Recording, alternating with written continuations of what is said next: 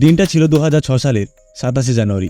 দুজন জেলে সমুদ্রে মাছ ধরতে গিয়ে ভুলবশত আন্দামান নিকোবর দ্বীপপুঞ্জের নর্থ সেন্টিনেল নামে একটি দ্বীপের কাছাকাছি চলে যায়। তারা সারাদিন ওই দ্বীপের কাছাকাছি মাছ ধরে এবং মাছ ধরতে ধরতে রাত হয়ে যায়।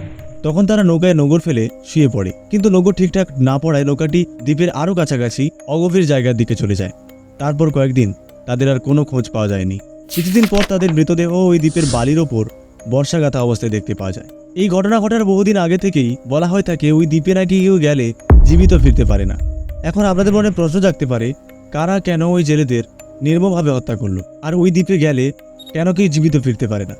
বন্ধুরা, আজকের এই ভিডিওতে আমি এই রহস্যময় নিষিদ্ধ দ্বীপ সম্পর্কে আপনাদের জানাব, তাই একটু স্কিপ না করে ভিডিওটি পুরোপুরি দেখতে থাকুন। নর্থ সেন্টিনেল আইল্যান্ড ভারত মহাসাগরের বঙ্গোপসাগরে অবস্থিত। এটি আন্দামান নিকোবর দ্বীপপুঞ্জেরই একটি অংশ। দ্বীপটির আয়তন প্রায় 60 বর্গ কিলোমিটার। দ্বীপটির বেশিরভাগ অংশ জঙ্গলে ঘেরা, তাই এখানে প্রবেশ করাও খুব কঠিন। অবাক করার বিষয় হলো, দ্বীপটি আন্দামানের আধুনিক শহর পোর্ট ব্লেয়ার থেকে মাত্র 50 কিমি দূরে অবস্থিত হওয়া সত্ত্বেও এখানে বসবাসকারী লোকেরা বাইরের দুনিয়া সম্পর্কে কিছুই জানে না। এখানে থাকা লোকেদের বলা হয় সেন্টিনালিস। এদের ভাষা অবদ্ধ, তাই তারা নিজেরা নিজেদের কি বলে থাকে তা আজও পর্যন্ত জানা যায়নি। তবে এতে কোনো সন্দেহ নেই, তারা হাজার হাজার বছর ধরে এখানে বসবাস করছে। এরা বাইরের দুনিয়া থেকে নিজেদের এতটাই আইসোলেট করে রেখেছে যে তারা এটাও জানে না কিভাবে কৃষিকাজ করতে হয়। বিশেষজ্ঞদের মতে প্রায় 60,000 বছর আগে স্টোন এজের সময় আফ্রিকা থেকে যখন মানুষ মাইগ্রেট করে সারা পৃথিবীর বিভিন্ন জায়গায় ছড়িয়ে পড়েছিল, তখন ওই মানুষেরা এই দ্বীপেও আসে। অন্য জায়গায় যাওয়া মানুষেরা নিজেদের মধ্যে মিক্সিন হয়ে গিয়েছিল এবং সময়ের সাথে সাথে নিজেদের পরিবর্তিত করেছিল। কিন্তু এই দ্বীপ এত আইসোলেটেড হয়, মানুষেরা 60,000 বছর আগের মতোই থেকে যায়। তারা আজও স্টোন এজের লোকেদের মতো জীবনযাপন করে এবং আধুনিক সমাজের সাথে কোনো যোগাযোগ রাখে না। সর্বপ্রথম 1771 সালে ইস্ট ইন্ডিয়া কোম্পানির একটি সার্ভে জাহাজ এই দ্বীপের কাছ দিয়ে যাওয়ার সময় আলো দেখতে পায়, কিন্তু তখন তারা এই ঘটনাকে এতটা গুরুত্ব দেয়নি। আবার পরবর্তীকালে 1867 সালে নিনাব নামে একটি ব্রিটিশ জাহাজ এই আইল্যান্ডের কাছে অ্যাক্সিডেন্ট করেছিল। ওই জাহাজে 87 জন যাত্রী ছিল, যাদের ওপর সেন্টিনালিজরা হাতিয়ার নিয়ে আক্রমণ করে। জাহাজের লোকেরা নিজেদেরকে কোনোরকমভাবে ডিফেন্ড করে, পরে তাদের রয়্যাল নেভি রেস্কিউ করে। এটাই ছিল প্রথমবার যখন সেন্টিনালিজদের প্রথম দেখা যায়। তাদের গায়ের রং ছিল কালো এবং তাদের হাইট ছিল 5.2 থেকে 5.3 ইঞ্চের মধ্যে। পুরুষদের হাতে ছিল তীরধনুক। 1880 সালে আন্দামান নিকোবর দ্বীপপুঞ্জের দায়িত্বে থাকা মরিস ভিদাল পোর্টম্যান তার টিম নিয়ে এই দ্বীপে যান। সেখানে গিয়ে তিনি সেন্টিনালিজদের জীবন পরিদর্শন করেন। দ্বীপ থেকে ফিরে আসার সময় তিনি 6 জন সেন্টিনালিজকে মেন সিটি পোর্ট ব্লেয়ারে নিয়ে আসেন। তাদের মধ্যে 2 জন ছিল বৃদ্ধ দম্পতি এবং 4 জন ছিল বাচ্চা। পোর্ট ব্লেয়ারে আসার কিছুদিনের মধ্যেই 2 জন বৃদ্ধ দম্পতি মারা যান, কারণ তারা সারা জীবন একটি দ্বীপের মধ্যে আইসোলেটেড থাকায় বাইরের দুনিয়ার কোনো রোগকে প্রতিরোধ করার মতো ইমিউনিটি তাদের মধ্যে গড়ে ওঠেনি। এর ফলে মরিস ভিদাল পোর্টম্যান ঘাবড়ে যান, অথবা অন্য কোনো কারণে 4 জন বাচ্চাকে পুনরায় নর্থ সেন্টিনেল দ্বীপে ছেড়ে দিয়ে আসেন। জানা যায় এই ঘটনার পর যতবারই সেন্টিনালিজদের সাথে যোগাযোগ করার চেষ্টা হয়েছে, ততবারই ভায়োলেন্স দেখা গেছে।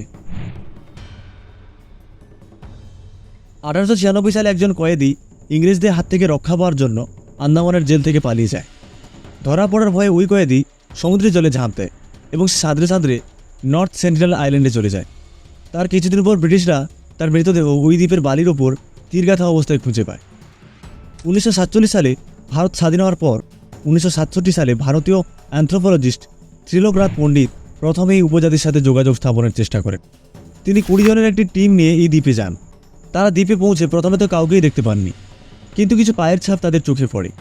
এই পায়ের ছাপ অনুসরণ করে তারা জঙ্গলের ভেতরে প্রবেশ করেন এবং সেখানে পৌঁছে উপজাতিদের তৈরি ঘর, তাদের ব্যবহৃত অস্ত্রশস্ত্র ইত্যাদি দেখতে পান, আর এর থেকে তাদের জীবনযাত্রা সম্পর্কে ধারণা করতে পারেন। আসলে 20 জনের এত বড় টিম দেখে হয়তো সেন্টিনালিজরা ভয় লুকিয়ে পড়েছিল, ফলে তাদের ব্যর্থ হয়ে ফিরে আসতে হয়। এরপর 1974 সালে ন্যাশনাল জিওগ্রাফিক এই দ্বীপ নিয়ে একটি শো বানায়, যার নাম ছিল man in search of man. এই শোয়ের টিমের সাথে ত্রিলোকনাথ পণ্ডিত ছিলেন। তারা সেন্টিনালিজদের জন্য গিফট হিসেবে নারকেল আর শুকর নিয়ে গিয়েছিলেন। দ্বীপে পৌঁছানোর পর নারকেল আর শুকর বালির ওপর রেখে দেন এবং পিছিয়ে এসে অপেক্ষা করেন সেন্টিনালিজদের বেরোনোর জন্য। তারপর হঠাৎ সেন্টিনালিজ লোকেরা জঙ্গল থেকে বেরিয়ে এসে তীর ধনুক দিয়ে ফিল্মের টিমের ওপর আক্রমণ করে, ফলে এই শোয়ের ডাইরেক্টরের পায়ে তীর লাগে। এরপর সেন্টিনালিজরা নারকেলগুলোকে সমুদ্রের জলে ফেলে দেয় আর শুকরটাকে তীর দিয়ে মেরে বালির মধ্যে চাপা দিয়ে দেয়। এই ঘটনার পর শোটিকে আর কন্টিনিউ করা যায়নি, কিন্তু এটাই ছিল প্রথমবার যখন সেন্টিনালিজরা ক্যামেরাবন্দি হয়েছিল। এরপরেও ত্রিলোকনাথ পণ্ডিত অনেকবার এই দ্বীপে তার টিম নিয়ে যান, কিন্তু প্রতিবারই সেন্টিনালিজরা তাদের সঙ্গে একই রকম ব্যবহার করে। 1981 সালে MV প্রাইমরোজ নামে একটি পণ্যবাহী জাহাজ বাংলাদেশ থেকে পণ্য নিয়ে অস্ট্রেলিয়া যাচ্ছিল। আন্দামান নিকোবর দ্বীপপুঞ্জের কাছ দিয়ে যাওয়ার সময় জাহাজটি একটি বড় ঝড়ে আটকে পড়ে। এর ফলে জাহাজটি নর্থ সেন্টিনেল আইল্যান্ডের কাছে একটি প্রবাল প্রাচীরে আটকে যায়। এরপর রীতিমতো সেন্টিনেলিজরা জাহাজের লোকেদের উপর আক্রমণ করে। জাহাজের লোকেরা কোনো রকম নিজেদের ডিফেন্ড করে। পরে ইন্ডিয়ান কোস্টগার্ড হেলিকপ্টারে করে তাদের উদ্ধার করে। জানিয়ে রাখি, আজও আপনি গুগল ম্যাপে এই জাহাজটিকে দেখতে পাবেন। আশ্চর্যের বিষয় হলো, এর আগে যতবার সেন্টিনেলিজরা আক্রমণ করেছে তাদের তীরের ফলার মধ্যে লোহার ব্যবহার দেখা যায়, কিন্তু এই ঘটনার পর তাদের তীরের মধ্যে লোহার ব্যবহার দেখা গেছে। এর থেকে বোঝা যায় যে এর আগে তারা লোহার ব্যবহার জানতো না। এই জাহাজের ধ্বংসাবশেষ থেকে লোহা সংগ্রহ করে তারা লোহার ব্যবহার শিখেছিল। এরপর 1991 সালে একটি অদ্ভুত ঘটনা ঘটে। ইন্ডিয়ান অ্যানথ্রোপোলজিস্ট মধুবালা চট্টোপাধ্যায় প্রথমবার এই দ্বীপের মানুষদের সাথে ফ্রেন্ডলি কন্ট্যাক্ট করেন। তিনি তার একটি ছোট টিম নিয়ে এই দ্বীপে যান এবং দ্বীপের মানুষদের গিফট হিসেবে নারকেল দেন। অদ্ভুতভাবে দ্বীপের মানুষেরা নারকেলগুলোকে ভালোভাবেই গ্রহণ করে। মধুবালা চট্টোপাধ্যায় পরে আবার ওই দ্বীপে যান। এবার তার সাথে ছিলেন ত্রিলোকনাথ পণ্ডিত। তারা যখন তাদের টিম নিয়ে বোট থেকে নামেন তখন এক সেন্টিনেলিজ লোক তাদের দিকে তীর তাক করে, কিন্তু এবারে এক সেন্টিনেলিজ মহিলা লোকটাকে বাধা দেয়। মহিলাটি লোকটাকে বোঝানোর চেষ্টা করে এই লোকেরা আমাদের কোনো ক্ষতি করবে না। এমনকি এক সেন্টিনেলিজ মহিলা মধুবালা চট্টোপাধ্যায়ের হাতে তার বাচ্চাকেও তুলে দেয়। কিন্তু এটাই ছিল সেন্টিনেলিজদের সঙ্গে সর্বশেষ শান্তিপূর্ণ যোগাযোগ। কেন এবার তারা আক্রমণ করেনি তা আজও পর্যন্ত জানা যায়নি। 2004 সালে ইন্ডিয়ান ওশানে এক ভয়ঙ্কর সুনামি হয়েছিল। ফলে ইন্ডিয়ান কোস্টগার্ড একটি হেলিকপ্টারে করে ওপর থেকে এটা দেখার চেষ্টা করে যে সেন্টিনেলিজরা কেমন আছে। কিন্তু হঠাৎই জঙ্গল থেকে একটি লোক বেরিয়ে এসে হেলিকপ্টারকে লক্ষ্য করে তীর ছুটতে থাকে। এর থেকে বোঝা যায় তারা ঠিকঠাকই আছে।